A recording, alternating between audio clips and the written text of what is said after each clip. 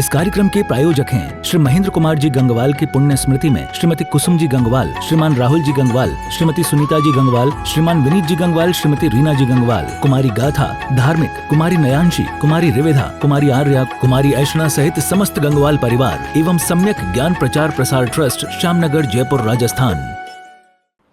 पुरुषार्थ सिद्धि उपाय नामक यह ग्रंथ है। श्रावकों का जीवन बदल जाए, ऐसी ये रचना। सच में हम सभी चाहते हैं कि हमारा जीवन बदल जाए, धर्म मार्ग पर हम बढ़े चलें, धर्म मार्ग निरंतर हमारा वृद्धिंगत होता रहे। और इसी भावना से इसकी प्रत्येक पंक्तियाँ, प्रत्येक प्रकरण निरंतर हमारे को जीवन निर्माण की तरफ बढ़ाता है। जीवन तो सभी जी रहे हैं, लेकिन एक कहावत जगत में बहुत प्रसिद्ध है कि अंत भला सो सब भला। इसलिए आज जो हम चर्चा आपके बीच में करने वाले हैं, ये अंत की चर्चा करने वाले हैं, ये संपन्नता की चर्चा करने वाले हैं। ऐसा भी कह सकते हैं समापन समारोह की तैयारी कर रहे हैं। क्योंकि बहुत काल बीत गया और न मालूम इस जीवन की शाम कौन से समय आ जाए, ये जीवन कब ढल जाए, ये जीवन कब पूरा हो जाए, कुछ भरोसा नहीं है। इसलिए समय अंत का आने के पहले पहले हमें अपने जीवन का उद्धार कर लेना चाहिए, हमें आत्मकल्याण कर लेना चाहिए। विदाई की बेला जैसे कहा है, बहुत सुंदर कृति है हमारे बड़े दादा की लिखी हुई। विदाई की बेला उसका नाम है। अंत समय के लिए की जाने वाली तैयारी। देखिए, सम्यक दर्शन हो गया था, 5वां गुणस्थान हो गया था, व्रत अंगीकार कर लिए थे, अणुव्रत ले लिए थे, अणुव्रतों के माध्यम से और आगे बढ़े, 3 गुणव्रत भी ले लिए थे, 4 शिक्षा व्रत भी हो गए थे, प्रतिमाधारी हो गए, संयमी व्रती हो गए। और अब इन सब का दृढ़ता से पालन करते करते प्रत्येक श्रावक ये भावना भाता है कि अंत समय में संलेखना होनी चाहिए। वो संलेखना क्या है, उस संलेखना का स्वरूप क्या है, वो संलेखना कैसे धारण की जाती है, उस संलेखना अंगीकार करने की विधि क्या है। सच में तो ये संलेखना का प्रकरण उन लोगों के लिए तो है ही जिनके 70, 75, 80 पार हो गए हैं, है ना।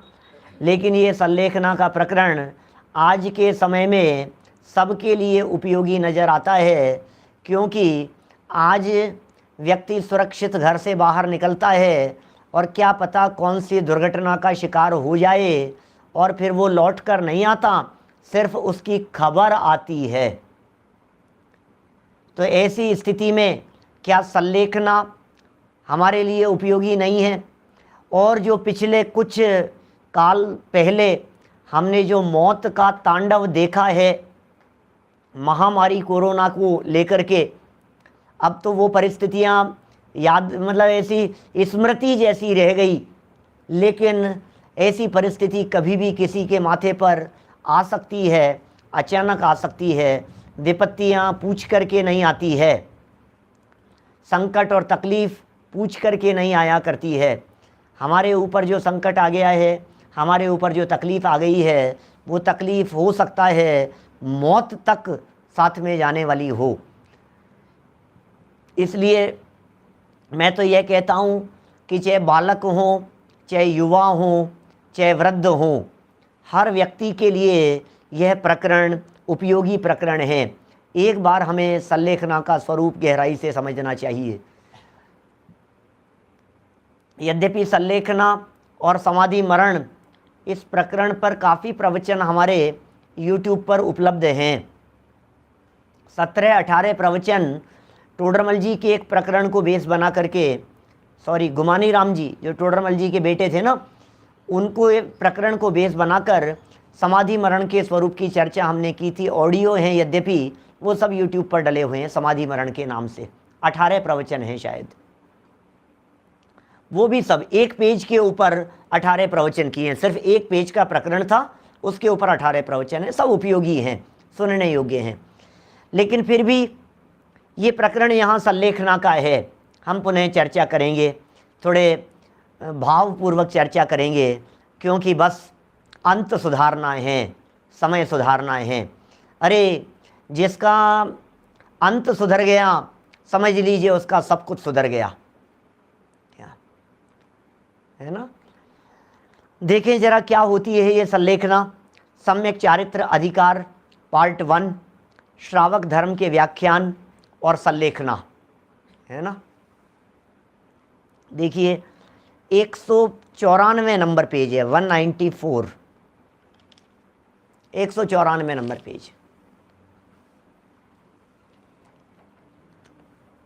इस प्रकार सम्यक्त्व सहित 5 अणुव्रतों का धारण करके, सम्यक्त्व के साथ में 5 अणुव्रत और 7 शील व्रतों का पालन करके अंत में संलेखना अंगीकार करना चाहिए। क्या प्रत्येक व्यक्ति को अंत में संलेखना अंगीकार करना ही चाहिए। कब अंत में? पहले व्रत तो लो, व्रत शीलेषु, व्रतों और शीलों के बाद में श्रावकाचार ग्रंथों में संलेखना का प्रकरण ऐसे आया है जैसे समझ लीजिए आप, मतलब साथ में जुड़ा ही रहता है, छोड़ा नहीं है किसी भी श्रावकाचार लिखने वाले संत ने, आचार्य ने, विद्वान ने। व्रतों की चर्चा करने के बाद संलेखना को जोड़ा ही जोड़ा है, इसलिए अंत में संलेखना अंगीकार करना चाहिए। संलेखना की भावना भा रहे हैं यहाँ 175 नंबर का यह श्लोक है। इयमेकैक समर्था, इयमेकैव समर्था, धर्मस्वं मे मया समं नेतुं, सततमिति भावनीया पश्चिम संलेखना भक्त्या। क्या अन्वयार्थ? इयम माने यह, इयम क्या यह, एका माने एक, पश्चिम संलेखना एव मरण के अंत में होने वाली संलेखना ही। क्या यह एक मरण के अंत में होने वाली संलेखना ही, में माने मेरे, धर्मस्वम धर्म रूपी धन को, मया समम नेतुम मेरे साथ ले जाने में समर्था समर्थ है। ओह, ये अंत समय में ली गई संलेखना, ये मेरे जीवन भर के किए हुए धर्म कर्म को मेरे साथ में ले जाने में समर्थ है। लोग पूछते हैं, लोग डरते भी हैं, घबराते भी हैं, चिंतित भी होते हैं, कहते हैं पंडित जी बताओ क्या होगा, सम्यक दर्शन नहीं होगा तो क्या होगा, जीवन पूरा हो जाएगा तो क्या होगा, हमारा तो जीवन जा रहा है, पंडित जी क्या करें। बहुत बहुत चिंतित दिखाई देते हैं, कई आकुलित व्याकुलित हो जाते हैं, खतरनाक। अरे भाई क्या करें, व्रत नहीं है। अरे तुम चिंता मत करो, संलेखना अंगीकार करो, समाधि मरण की भावना भाव, वैराग्य पूर्वक अंत समय में, देहांत के समय में तुमको न भूल जाऊं, इस भावना को भाओ। बोले उससे क्या होगा? बोले चिंता मत करो, जीवन भर की पूरी जमा पूंजी आपकी कहीं बर्बाद जाने वाली नहीं है, यहाँ छूटने वाली नहीं है। आपकी पूरी की पूरी जमा पूंजी आपके साथ में अगले भव में चली जाएगी। क्या बोलो, ये आपके साथ में चली जाएगी, बिल्कुल जाएगी, आपके साथ में जाएगी। अंत समय में जितना कमाया है सब ले जाने की यदि कोई विधि है तो उस विधि को संलेखना कह करके पुकारा गया है। इसलिए यहाँ संलेखना की सबसे पहले भावना की बात कर रहे हैं। भैया भावना तो भाव, पहले ये बतलाओ आपके मन में ये भावना है या नहीं है कि मेरी जो धरोहर है वो मेरे साथ में अगले जन्म में जाए। देखो, धन को सीने से चिपका के मत रखना, तिजोरियों की चाबियों को अपने सीने से लगा के मत रखना, छाती से चिपका के।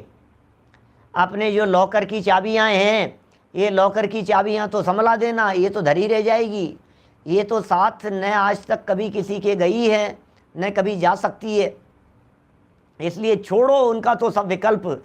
लेकिन जो असली पूंजी है, असली पूंजी संलेखना नहीं, असली पूंजी धर्म धन, असली पूंजी रत्नत्रय, असली पूंजी भेद विज्ञान, असली पूंजी धर्म में बिताया गया काल, और उस पूंजी को ले जाने के लिए वाहन, उस पूंजी को ले जाने के लिए साधन, उस पूंजी को ले जाने के लिए सहायक कौन? बोले संलेखना।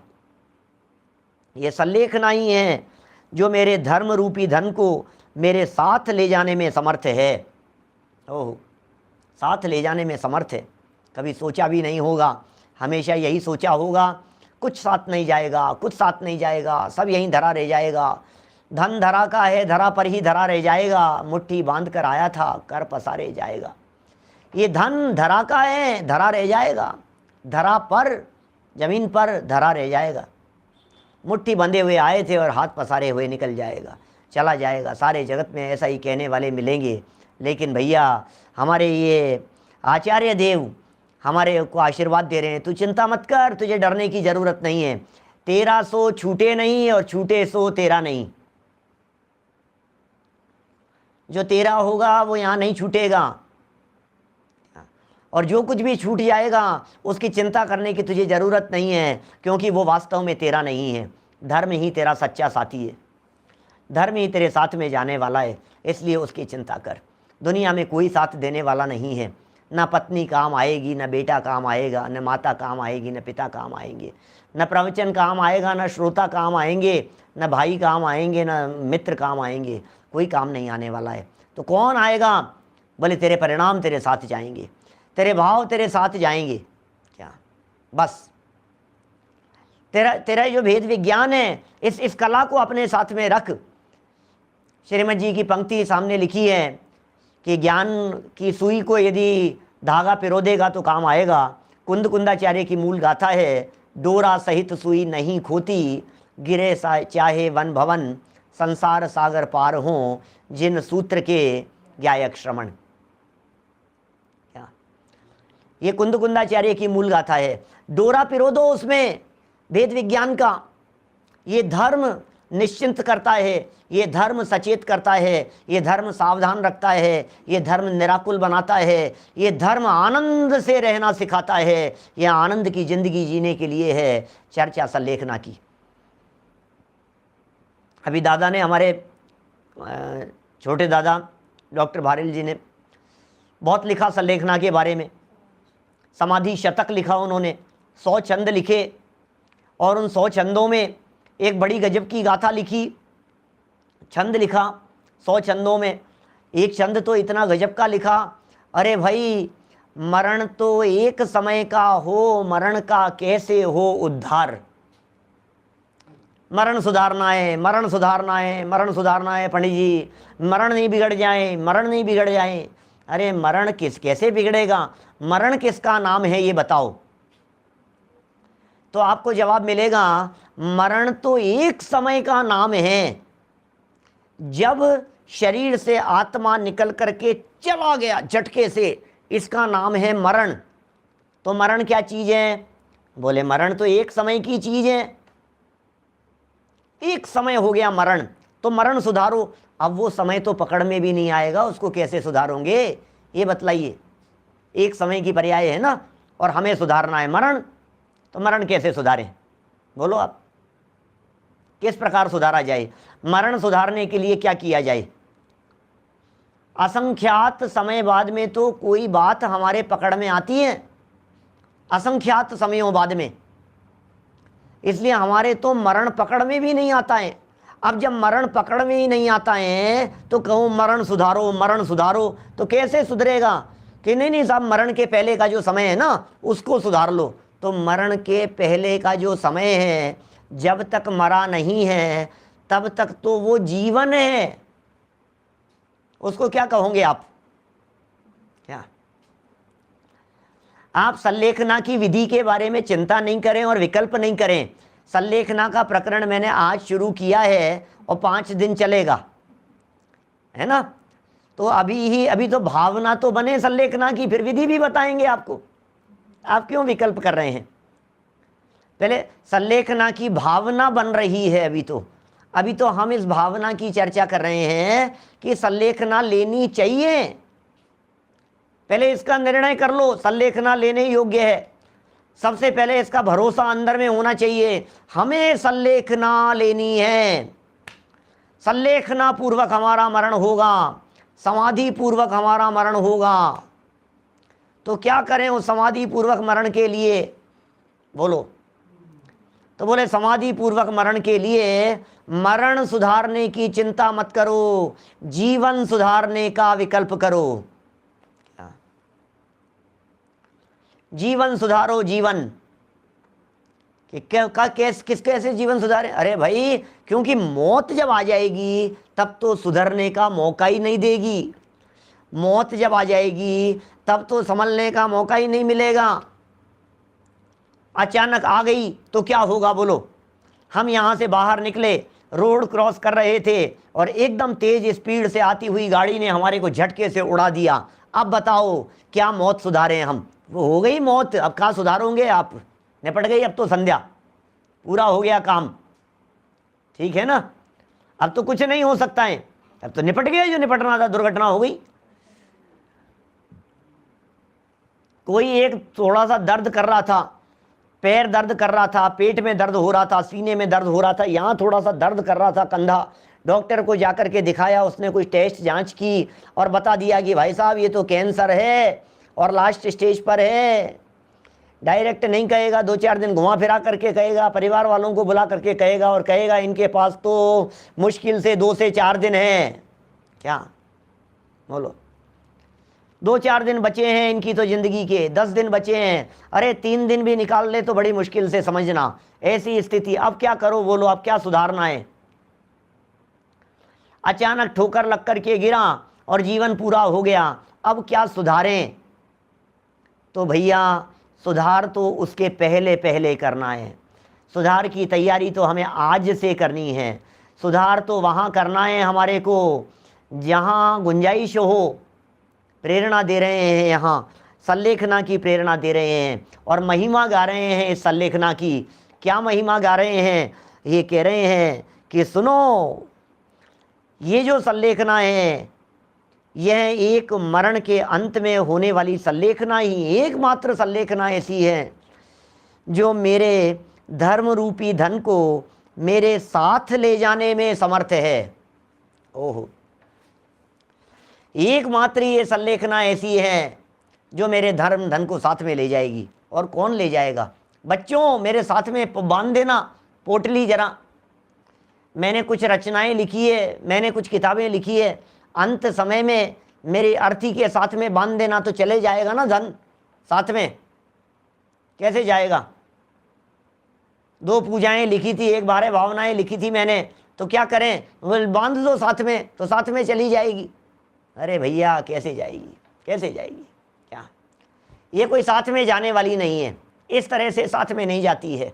हाँ, जो आपके ज्ञान था, जो आपका अंदर में वैराग्य था, जो साधना में आपने जीवन जिया था, जिन शांत परिणामों से आपने देह त्यागी थी, वे परिणाम जरूर आपके साथ में जाएंगे। वो सहजता और सरलता वो जरूर आपके साथ में जाएगी। धर्म रूपी धन ये सच्चा धन है। क्यों है ये धन? ये असली धन है। बाहर का धन तो नकली कहलाता है। क्यों कहलाता है बाहर का धन नकली? क्योंकि वो छूट जाता है।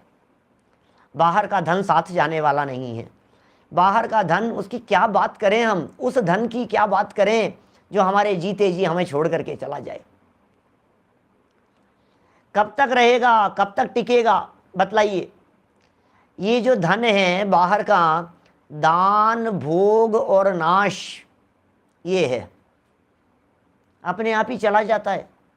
कहते हैं पाप का उदय आता है तो तिजोरी तोड़ कर चला जाता है और पुण्य का उदय आता है तो छप्पर फाड़ कर आ जाता है। क्या पुण्य के उदय में पता नहीं कहाँ से आ जाएगा, जमीन खोद करके आ जाएगा। जमीन खोदोगे और धन निकल जाएगा, पुण्य का उदय होगा तो। और पाप का उदय होगा तो जोड़ जोड़ करके कितना भी इकट्ठा करने का प्रयत्न करो, सब निकल जाएगा। अभी तो जब ये आगे चलकर संलेखना का अर्थ बतलाएंगे, संलेखना की परिभाषा बतलाएंगे, संलेखना का स्वरूप बतलाएंगे, तब तो बात ही कुछ और होगी। अभी तो सिर्फ भावना बता रहे हैं। भैया हम पहले ये कह रहे हैं तुम्हारा सच्चा साथी ये बेटर हाफ नहीं है। क्या तुम्हारा सच्चा साथी ये तुम्हारा लंगोटिया मित्र है, बचपन का दोस्त, सगा दोस्त, दिन रात उठने बैठने वाला, ये तुम्हारा सच्चा साथी नहीं है, ये कह रहे हैं। मित्र अरी हो जाए जगत में अशुभ उदय के आने में। अरे पाप कर्म के उदय में भी धर्म ही मित्र है और पुण्य के उदय में भी सच में धर्म ही काम आने वाला है। पाप कर्म का उदय आता है, सब साथ छोड़ करके चले जाते हैं। पाप कर्म का उदय आता है, अपने भी पराये हो जाते हैं। बोलो, अपने ही पराये नजर आने लगते हैं जब पाप कर्म का उदय आता है। तो उदय तो अपना बदल गया है ना, व्यक्ति तो वही है, मित्र तो वही है, वस्तु तो वही है। कहाँ बदलाव हुआ है? बदलाव तो यहाँ हुआ है अपने उदय में। उदय के बदलने पर मित्र तो बदल सकता है, लेकिन उदय के बदलने पर धर्म नहीं बदल सकता है। ये सच्चा धन है हमारा। क्या बोलो, उदय बदल गया तो मित्र बदल गए, उदय बदल गया तो संयोग बदल गए, उदय बदल गया तो परिस्थितियां बदल गई, उदय बदल गया तो हंस करके बोलने वाले फटकारने लगे, प्यार से बोलने वाले हाथ दिखाने लगे। क्या करें बोलो आप, उदय बदल गया। इसलिए उन्हें हम अपना साथी नहीं कह सकते हैं। लेकिन ये धर्म वो है जिस धर्म की हम चर्चा कर रहे हैं, जैसे सच्चा साथी यहाँ कह करके पुकारा जा रहा है। प्रतिकूलताएं कितनी भी क्यों नहीं आ जाए, ये धर्म कभी साथ नहीं छोड़ता। साथ छोड़ देवे तो फिर तुम्हारा धर्म कैसा? ये सच्चा धर्म है, धर्म ही सच्चा साथी है। अरे भाई साहब, आपकी शांति, शांत परिणाम वो आपके काम आएंगे। जब शरीर में बीमारियां आकर के घेर लेगी, जब तकलीफें आ जाएंगी, जब चारों तरफ से कोई साथ देने वाला नहीं नजर आएगा, तब आपके चित्त में चलता हुआ सच्चा चिंतन वही आपके काम आएगा, वही आपको हिम्मत दिलाने का काम करेगा, वही आपको ताकत देगा, पावर प्रदान करेगा, अंदर से शक्ति दिलाएगा। शक्तिमान हो जाएंगे आप जब आप बिस्तरों पर पड़े होंगे, हैं, जब डॉक्टर अपना काम कर रहे होंगे, परिवार वाले अपना काम कर रहे होंगे, दवाइयाँ अपना काम कर रही होगी, जो होना होगा, जैसा हो रहा होगा, जो भी जैसा होना हो रहा होगा, प्राकृतिक चिकित्सा हो रही होगी, चाहे आयुर्वेदिक चिकित्सा हो रही होगी, चाहे शुद्ध सात्विक जो कुछ भी हो रहा होगा, शरीर अपना काम करेगा। और ऐसे समय में हमारा धर्म रूपी धन ये अपना काम करेगा। आपका लौकिक धन उसकी ताकत नहीं है जो कुछ भला कर सके, और ये धर्म जिसके पास में है, दुनिया की किसी की हिम्मत नहीं है जो हमारा अहित करने में समर्थ हो सके। धन है हमारे पास में, ये धर्म रूपी धन, ये कवच है, ये सुरक्षा कवच है। ये सच में जो अभी अपन ने प्रकरण पढ़ा ना, दान के प्रकरण में, अभय दान, ये धर्म, ये अभय दान है। ये धर्म हमें निर्भय बनाता है, ये धर्म हमें निडर बनाता है, ये धर्म हमें अमर बना देता है, ये धर्म हमारी आकुलताओं को विध्वंस कर देता है। सदा सदा के लिए हमारी सारी आकुलताएं इस धर्म की वजह से नष्ट हो जाती, सारी आकुलताएं नष्ट हो जाती है। धर्म ये साथी है, ये साथ देने वाला है। जब सब छोड़ करके चले जाएंगे तब भी हमारा ये धर्म धन हमें साथ देगा। इस कार्यक्रम के प्रायोजक हैं श्री महेंद्र कुमार जी गंगवाल की पुण्य स्मृति में श्रीमती कुसुम जी गंगवाल, श्रीमान राहुल जी गंगवाल, श्रीमती सुनीता जी गंगवाल, श्रीमान विनीत जी गंगवाल, श्रीमती रीना जी गंगवाल, कुमारी गाथा, धार्मिक, कुमारी नयांशी, कुमारी रिवेधा, कुमारी आर्या, कुमारी ऐशना सहित समस्त गंगवाल परिवार एवं सम्यक ज्ञान प्रचार प्रसार ट्रस्ट, श्यामनगर, जयपुर, राजस्थान।